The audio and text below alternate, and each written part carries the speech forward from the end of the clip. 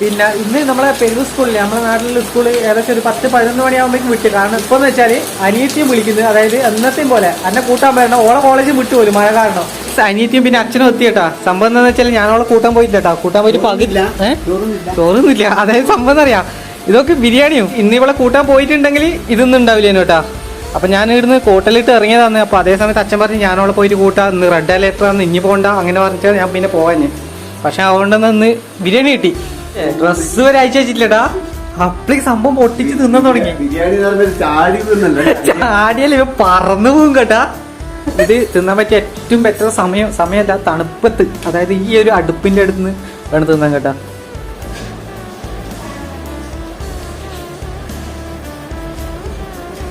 അപ്പൊ ഗൈസ് പിന്നെ ഇതെന്ന് വെച്ചാൽ ഇന്ന് കേട്ടാ ഇതാ